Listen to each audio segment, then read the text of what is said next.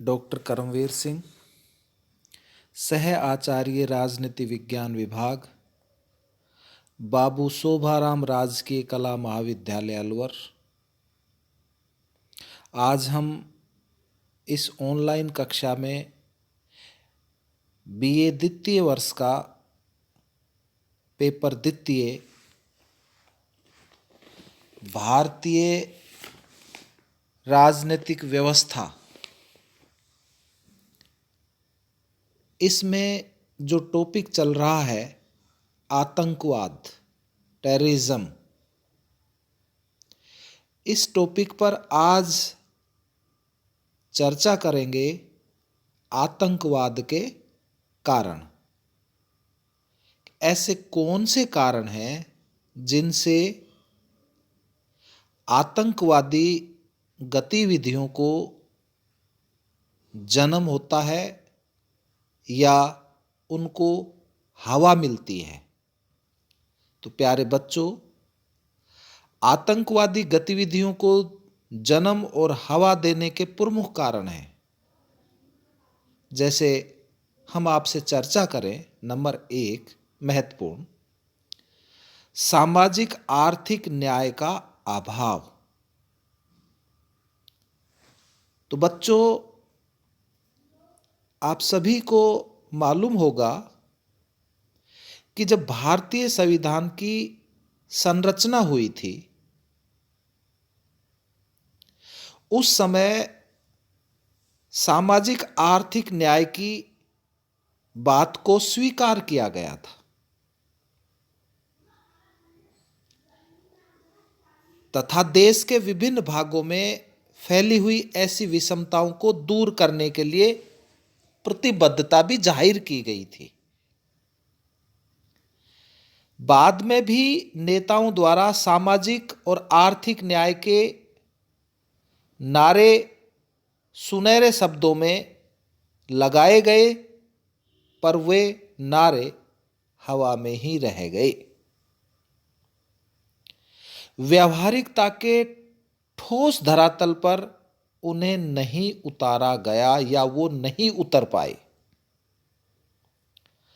स्वतंत्रता के कई वर्षों बाद भी आपको मालूम होगा कि सामंती प्रवृत्तियों से छुटकारा नहीं मिल सका। कैसे नहीं मिला? कि जो भूमिहीन थे, उन भूमिहीनों को भूमि प्रदान करने का जो सुंदर सपना दिखाया गया था, वो सपना सपने तक ही सीमित रह गया। श्रमिकों की स्थिति में कोई विशेष अंतर नहीं आया। भूमि सुधार कानून जैसे कानून बने तो सही, पर उन्हें वास्तविक अर्थों में लागू नहीं किया गया। वंचितों के दुख ने क्षोभ का रूप धारण किया, जो अंततः क्रोध में बदल गया।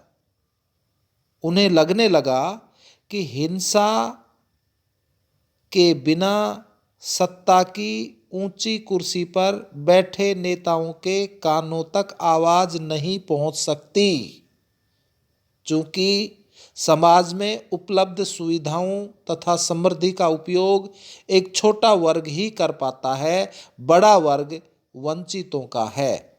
ऐसे में वंचितों का समर्थन इन आतंकवादियों को मिलता है।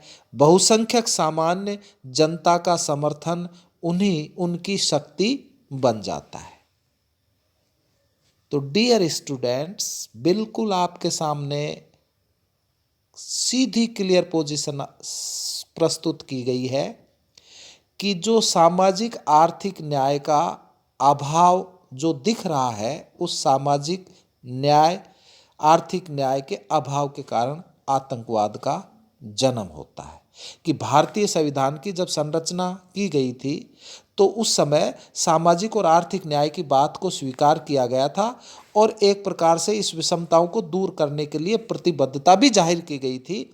बाद में नेताओं द्वारा सामाजिक आर्थिक न्याय के कुछ नारे भी लगाए गए थे, लेकिन वो सब नारे एक तरीके से हवा में ही रह गए। व्यावहारिकता के रूप में या यूं कहे व्यवहारिकता के ठोस धरातल पर उन्हें उतारा नहीं गया। इस कारण ये आतंकवाद बढ़े। दूसरी बात, दिशाहीन युवा वर्ग, अनगाइडेड यूथ। बिल्कुल सीधी बात है प्यारे बच्चों कि असंतुलित विकास तथा संसाधनों के असमान वितरण ने एक ऐसी युवा पीढ़ी तैयार कर दी जिसके सामने कोई स्पष्ट भविष्य नहीं है। पहले तो शिक्षा उपलब्ध नहीं होती, यदि किसी प्रकार से शिक्षा का लाभ मिल भी जाता है तो रोजगार नहीं मिलता, और युवाओं की वह शक्ति जो देश समाज की संरचना व विकास में लगनी चाहिए वो दिशाहीन होकर तोड़फोड़ में लग जाती है, क्योंकि उनके पास भविष्य की स्पष्ट रूपरेखा ही नहीं है। ईमानदारी तथा मेहनत मकसद उन्हें दो वक्त की रोटी जब नहीं दे पाती तो वह हिंसा द्वारा उसे छीन लेना चाहते हैं और अपराध की दुनिया की ओर पैर बढ़ा लेते हैं, जहां अवैध व्यापार द्वारा कम समय में ज्यादा धन अर्जित किया जा सकता है। वो ये भी देखते हैं कि समाज के एक वर्ग के पास ऐशो आराम के सब संसाधन उपलब्ध है, जबकि एक वर्ग अस्तित्व के लिए ही संघर्ष कर रहा है। तो ऐसे में असंतोष होना स्वाभाविक है, और जब असंतोष हो जाता है युवा वर्ग भटक जाता है, और जब दिशाहीन हो जाता है तो एक प्रकार से आतंकवाद में प्रवेश कर जाता है या आतंकवाद का कारण बन जाता है। तीसरी बात, आर्थिक क्षेत्र में असंतुलित विकास। प्यारे बच्चों, आपने देखा होगा कि पूरा देश ही विकास के लिए संघर्ष कर रहा है, तथापि जो कुछ भी विकास हो पा रहा है वो कुछ क्षेत्रों तक ही सीमित रह जाता है। देश के कुछ भाग इतने विकसित हैं कि किसी भी समृद्ध देश से उनकी तुलना की जा सकती है, जबकि कुछ क्षेत्रों में जीवन की मूलभूत सुविधाएं या आवश्यकताएं मुहैया नहीं है। जैसे आपको उदाहरण दूं कि असम में पेट्रोल प्राकृतिक संपदा के रूप में तो प्रचुर मात्रा में उपलब्ध है, लेकिन इससे होने वाली आय का लाभ असम को पूरी तरह से नहीं मिलता है। दूसरा, जैसे महाराष्ट्र का विदर्भ क्षेत्र, पश्चिम बंगाल के जनजाति क्षेत्र, आंध्र के तेलंगाना क्षेत्र इत्यादि, ये विकास की दृष्टि से बहुत पीछे हैं। और जहां तक राजस्थान का उदाहरण दिया जाता है कि आपको मालूम होगा कि राजस्थान के कुछ क्षेत्रों में तो अभी भी पीने के पानी लाने के लिए महिलाओं को कड़ी मेहनत करनी पड़ती है, और राजनीतिक लाभ को मद्देनजर रखते हुए कुछ क्षेत्रों को भारी मात्रा में केंद्रीय अनुदान प्राप्त हो जाता है, जबकि कुछ क्षेत्र अपेक्षित रह जाते हैं। तो ऐसे में यदि इन क्षेत्रों में आक्रोश तथा आतंकवाद पनपता है तो इसमें कोई आश्चर्य की बात नहीं है। तो आर्थिक क्षेत्र में असंतुलित विकास का होना भी आतंकवाद का मुख्य कारण बनता है। चौथी बात, शांतिपूर्ण आवाज की अनसुनी। प्यारे बच्चों, आपने देखा होगा कि शासन इतना संवेदनहीन हो चुका है कि जब तक शोर करके जोर से बात नहीं कही जाती तब तक उस पर सुनवाई नहीं होती है।